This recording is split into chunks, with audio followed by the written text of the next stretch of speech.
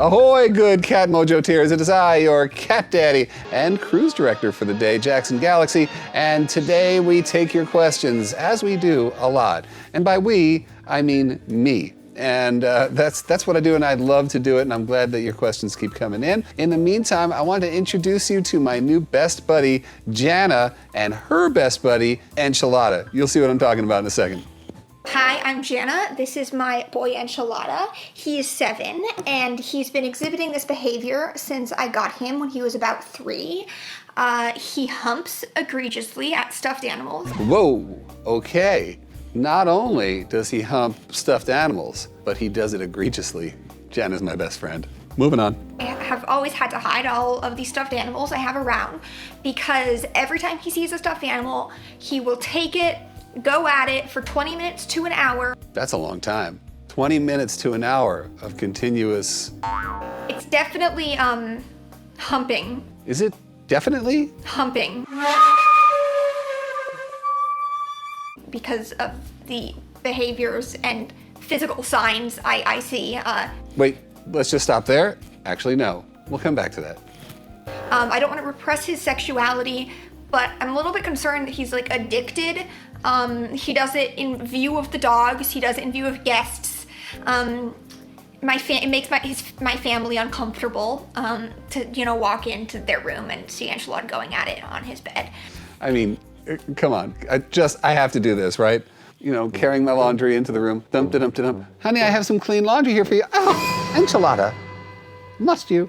I mean, like I said, there is so much about this that is, at the same time, a little concerning. Look, I don't want to be glib about any of this because obviously it's an issue. And it's an issue for both you, your family, friends, and everybody else, including Chester.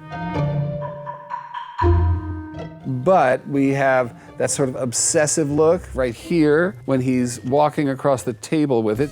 But you can see how intent he is on his whoopee. You can also see in this still picture, that's Enchilada and his doppelganger. Did you guys have that built for him? Because maybe that's the problem right there. I mean, maybe you went out, got yourself an Enchilada lookalike. Enchilada's like, oh, wait a second. This place is only big enough for the one of us, so let me impose my will on you, doppelganger. Anyway, I don't mean to make light out of any of this, Jana, but you make it so easy. But I want to get down to what could be bugging Enchilada. What kind of stuck in my head about what you were saying and what I was seeing, and possible solutions. So let's get down and dirty. I mean, this is going to be a long one. Okay, so what are the causes for humping in cats when we can assume that they're already spayed and neutered? Obviously, if it's an intact male or female, you're going to see sexual behaviors. That's just something you're going to see. They have their needs and they're going to have them met, whether that's from something with a heartbeat or something without. That just goes with the territory, literally and figuratively. But if they are already fixed, then we've got something else going on. So what I first want to get out of the way is any kind of physical cause. And I've only seen this in 30 years, 3 or 4 times, where a cat like Enchilada does this kind of humping behavior and exhibits all the signs of actually being intact. And actually what happens is that sometimes during a neuter, the cat is what we call cryptorchid. And that means that one of the testicles never descended. When they did the neuter, they just missed it. And in that case, he's actually still intact. And the only reason I bring up the cryptorchid angle here, Jana, is because you said the behaviors and physical signs I see. Now, this is somewhat of a family show here, so I'm not going to go into the detail, but if you're seeing what I think you're seeing, then I think you might want to have this tested. And there's 2 ways that I've known in the past to get this tested. One, of course, is a blood test to see what his testosterone levels are. The other thing is, just if you've got children, take them away from the computer or the TV or whatever. The fact is that, how do I put this gently? The male cat has barbs around his penis, which as he gets excited and he gets into the female, those barbs sort of clamp shut, which prevents the female from running away. I know, it's totally horrifying. Your vet can check for those barbs. If the barbs are actually there in your cat, that is a dead giveaway that he is actually producing enough testosterone. So there's that. I think that we can pretty much determine that this is more behavioral. So how do we approach that? Well, let's talk about it. This is sort of an obsessive compulsive issue. If he can go 20 to 60 minutes of a continual action, that just means he's getting into sort of a behavioral loop. Just getting into that feedback loop is just something that we'd want to break. Is it a self-soother? For instance, thinking about, and this is the example I use all the time, people who chain smoke are constantly soothing. That's one reason why they would do it. Nail biting, same thing. Eating, stress eating with Enchilada, it could be humping. Is there added stress in the house? Is there added stress on a day-to-day basis in his life? Do you notice this happening all the time since you got him at 3 years old? Or is it just certain times of the day when certain people are around? That kind of thing. And I can hear you, Jana, in your head saying, I told you, Jackson, it's all the time, Jackson. Gotcha, Jana. Okay. Well, then let's check that off the list. If it's not stress related, and it doesn't seem to be territorially related either, because he seems to have, you got a nice big open space that we saw during that table scene there. So what is it? Well, it's probably just a behavior he picked up along the way. I mean, it could be that he was neutered a little late in life, since you didn't have him until he was 3 years old. That's a very big possibility, that he had been sexually active at a certain point, so it's just a learned behavior, and something that even though the testosterone is no longer a piece of the enchilada puzzle, it's still a behavior that kept going. Think about it this way. When we talk about kittens who still make biscuits, right? Who still do this. We know it's because of being weaned kind of early from their mom. They had the behavior, it represented something, and then all of a sudden mom's gone, but they still have this, you know? And that really could be much of the picture here with Enchilada. You know, again, the cause might not be all that important. As long as it's nothing physical, we can move on and just try to solve the problem. So how do we solve the problem? Glad you asked. Here we go. Well, the most sort of low-hanging piece of fruit here, that's just, all of that was terrible. You know, the first thing that we want to talk about is, you had one too many, Enchilada, we're taking this away from you. And that's kind of what we're doing. You can probably know when he's about to do this. You know when he's settling in for a nice long winter's hump. You know what I mean?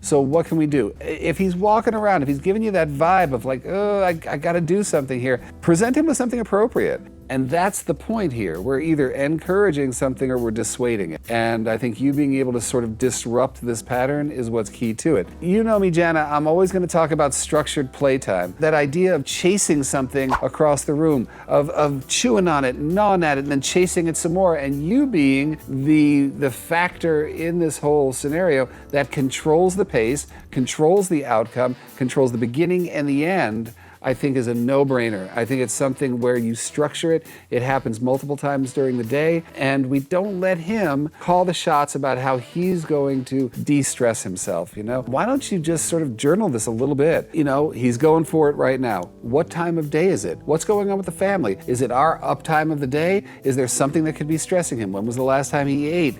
Note it down, because then you'll know how to just help him. Play is just a great thing to do, and adjusting that playtime to the times that you're seeing him just sort of stress out, and maybe we can get him on a schedule when it comes to getting that energy out of his system. So that to me is one of the best ways of approaching this. Even though Chester is a really good sport, I always worry about a dog that might not be a good sport. It seems like you've got another dog right here. Well, hit by the doppelganger, but he seems to be good-natured as well. The thing I worry about is that at some point that Enchilada may just really rile up the dogs, and we don't want that response. So it's up to you to guide him to something that's appropriate, not leading him off a cliff of energetic output and getting energy out. I just think that once you do guide him away from these stuffed animals and guide him towards something more appropriate, then I think it'll probably start taking care of itself. Is there ever going to be a point where you can break out the stuffed animals again? That I can't answer for you, Jana. I mean, the doppelganger may have to take a seat on top of the armoire for a while, along with every other stuffed animal. And then maybe once you've got playtime really going with him, once you've made all of these adjustments to his world that just makes it more confident, then maybe you can bring him back. But yeah, I don't know. You know what? Look, he's 7 years old. He doesn't need stuffed animals anymore. Or at least that's what my parents told me. Now, Jana, just one note here. If after you go through all this and we've determined there's no physical cause, but then we've determined what I've given you is not working, and between pacing, grooming, humping, whatever it is, we just can't break this, there are medical interventions, there are pharmaceuticals that have been shown to help this kind of compulsive behavior. So talk to your vet about that. And if you want to go with a bit of a lighter touch, you can start with something like flower essences, which I have my own line, and I do have something with the Jackson Galaxy Solution line called Obsession, and it can't hurt, that's for sure. Check out the link in the description for how you can get Obsession. Okay, Jana, hopefully that helped you in Enchilada. Well, really more you sometimes than Enchilada, and the rest of your family and friends. I mean, that's just a lot. Anyhow, but I do love you, Enchilada, and I hope that you find something else to do with your time. Have you ever thought of chess? All right, you guys, and you know how it works. I can answer your questions as well. I mean, a lot of them. Anyway, what do you have to do? You have to do this right here, and that is go to this link right here, upload exactly what Jana did. Jackson, this is what I'm dealing with here. Then you give me some great pictures, some great videos. This is what it looks like, and then I'll take it from there, okay? Don't forget, you guys, share this with any friends who have a Humpalicious cat. Who knows? I'm sure there's plenty of you guys out there. Also, don't forget to subscribe and to hit that bell, because did you really want to miss this? The whole enchilada? All right, I'm done. I'm finished. No more enchilada jokes, no more down and dirty, no more nothing. I'm done. And I just have to say, if you're noticing my fine shirt right here, and it is fine, with a fine message, adopt, don't shop, you guys, well, you can get one of these shirts as well. Just go to jacksongalaxy.com, go to our store, and you too can walk around town saying it loud, saying it proud. It is not okay to buy cats anymore. We got to adopt them out first, okay? Okay. All right, until next time, you guys, all light and all love and all mojo to you.